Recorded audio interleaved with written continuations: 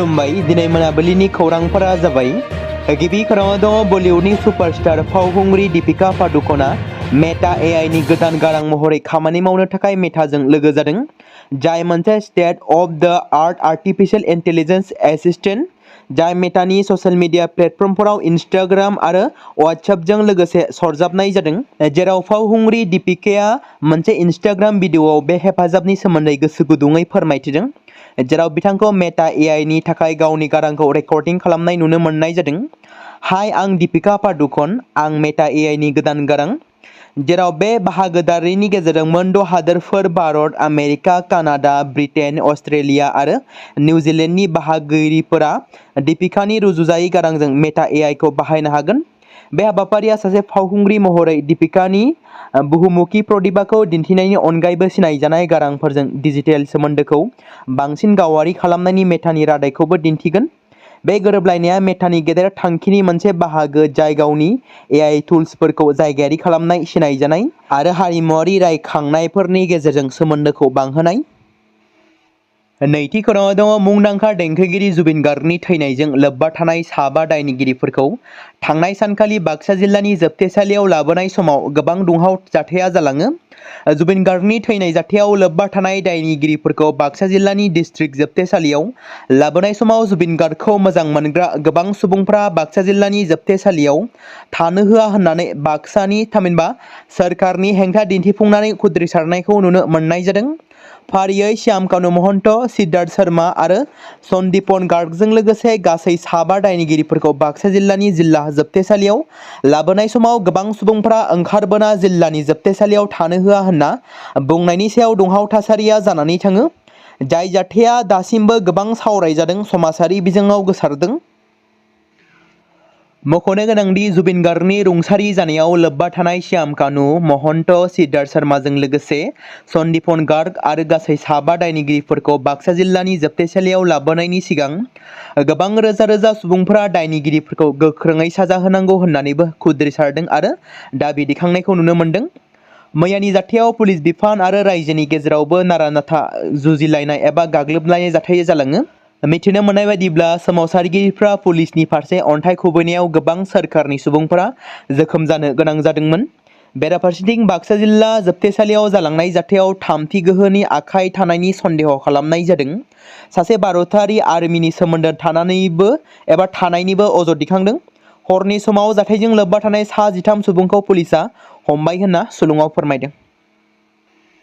थामथि खौराङाव दङ मोनसे गोजोनथाव खौरां। पस्ट ग्रेजुएट फोरोंगिरि आरो ग्रेजुएट फोरोंगिरिफोरनि टेट आनजादनि फिथाइखौ 17 अक्ट'बरनि 10:30 रिंगायाव फोसावनाय जासिगोन। बे बाथ्राखौ फोसावनानै होदों आसामनि सोलोंथाइ मन्थ्रि डक्टर अनुज पेगु। बिथाङा बावैसो सिगां गावनि फेसबुक पेजनि गेजेरजों फोसावनानै होनायखौ नुनो मोनदोंदि, जेराव बिथाङा गावनि फेसबुक पेजनि गेजेरजों लिरनानै फोसावनाय बायदिब्ला 2024नि जानानै थांनाय पस्ट ग्रेजुएट आरो ग्रेजुएट टिचारफोरनि डिक्लेयार खालामगोन टेट आनजादनि रिजाल्टनि फिथाइखौ 17 अक्ट'बर खालाराव 10:30 रिंगा फुंबिलियाव जायखिजाया ब्राउजाराव थांनानै madhyamik.assam.gov.in वेबसाइटआव थांनानै नायनो हागोन होननानै बिथाङा फोसावदों। NHIDCLनि मावफुं बिथोनगिरिखौ घुस लानायनि दायाव खादों। CBIआ NHIDCLनि executive director written Kumar सिंहखौ 10 lakh रां घुस लाबाय थानाय समावनो हमनो हादों। मिरु नायबिजिरग्रा एजेन्सिया गुवाहाटीआव थानाय national highway and interlinking development corporation लिमिटेडनि मावफुं सामलायगिरि रितेन कुमार सिंह आरो रिजनेल अफिसार मैसनामखौ आसामनि 30 नं माहारियारि राजालामा 4 लाइन मावथांखिनि थाखाय सम बारायनो आरो फोजोबनायनि फोरमान बिलाइ होनो थाखाय 10 लाख रां घुस लानायनि दायाव खादों। बे मावथांखिजों सोमोन्दो थानाय सासे गावारि थिकादारनिफ्राय घुस लानाय समाव सिंहखौ रंगे आखाइजों हमनाय जादोंमोन। बेजों लोगोसे CBIआ थिकादार कम्पानिनि थान्दै बिनोद कुमार जैनखौबो घुस होनायनि खामानियाव लोब्बा थानायनि थाखाय खादों। बेनि उनाव सिंहजों सोमोन्दो थानाय गोबां जायगाफोराव सिग्रोमनायाव गुबुन गुबुन ओनसोलनि गं 20 प्लेट आरो गं 9 प्लेटफोरनि बिगोमानि फोरमान बिलाइजों लोगोसे 2.62 कौटि रां बोखांनो हादों। सिंह आरो जैन सानैखौबो गुवाहाटीआव स्पेशल जज थामहिनबा CBIनि सिगाङाव पेश खालामनाय जादों, जेराव सिंहनि सम्पतिनि फुंखा आरो गुबुन NHIDCLनि बिथांखिफोराव बेबादि बेले-बेजेनि सायाव नायबिजिरनाया सोलिगासिनो दं। मुंदांखा देंखोगिरि जुबिन गार्गखौ बिथांनि रुंसारि जानायनि दान मोनसेनि बोसोरसालिया फालिथायाव मान बावनो थाखाय सनापुरनि कामुरकुसियाव बिथांनि गोथै सावनाय थावनियाव मोनसे जर'खा गोसोखांथि हाबाफारि लानाय जागोन। रोजा रोजा अनसायगिरिफ्रा बाहागो लानानै गेदेमा सुबुंखौ मान बावगोन होनना मिजिंथिदों। बे हाबाफारियाव गासै सा 2,000सो सिबियारिफोरजों लोगोसे मेथाइ रोजाबनाय आरो सा 100निबो बांसिन देंखोगिरिफ्रा सिफुं रोजाबनाय आरो बिथांनि आरिमुआरि बिहोमाखौ फालिनानै दोरोङारि बावना दिन्थिफुंनाय जागोन। बे थावनिया मोनसे गोथार दावबायग्रा थावनि जाबाय, जाय गासै थाखोनि सुबुंफोरखौ मान बावनो फैनायखौ नुनो मोनदों, जेराव जानाय लोंनाय गैयाजासेनो गोबां सुबुंफोरा बे गोसो गोरबोजों जुबिन गार्गखौ मान बावफैनायखौ नुनो मोनदों।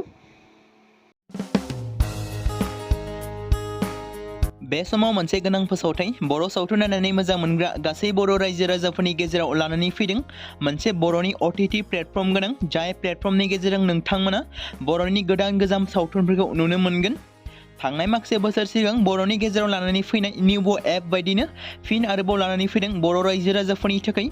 बे बाथ्राखौ मख'नाया गोनांदि 2025 मायथाइनि जानुवारि दानाव ओंखारनाय आंगो स्ट्रीम मुंनि मोनसे OTT प्लेटफर्म गोनां निउबो एपनि गेजेरजों नोंथांमोना गोबांथार बर'नि सावथुनफोर जेरै ट्रेजेडी, रमान्टिक, एक्शन आरो कमेडीजों बुंफबनाय सावथुनफोरखौ नुनो मोनगोन, जेरै सनानि नखर, थांखि गैयै समाज, अनसुला आफा, हिर', बिमा बायदि बाजै, अर, थैसाम, वान्टेड, संदान आरो रं नाम्बार बायदि सावथुनफोरा मख'जाथाव।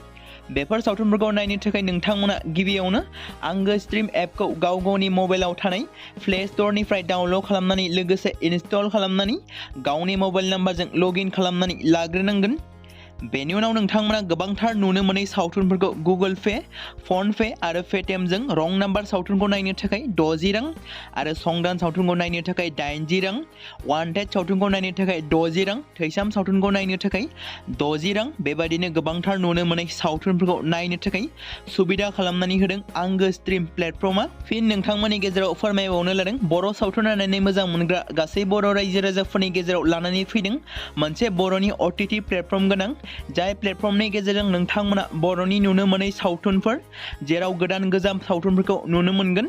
बे बाथ्राखौ मख'नाया गोनांदि 2025 मायथाइनि जानुवारि दानाव दिहुनजानाय आंगो स्ट्रीम मुंनि मोनसे OTT प्लेटफर्म गोनां एपनि गेजेरजों नोंथांमोना गोबांथार बर'नि ट्रेजेडी, रमान्टिक, एक्शन आरो कमेडीजों बुंफबनाय सावथुनफोरखौ नुनो मोनगोन, जेरै रं नाम्बार, संदान, वान्टेड, थैसाम, अर, बिमा बायदि बाजै, हिर', अनसुला आफा, थांखि गैयै समाज, सनानि नखर बायदि बायदि सावथुनफ्रा मख'जाथाव।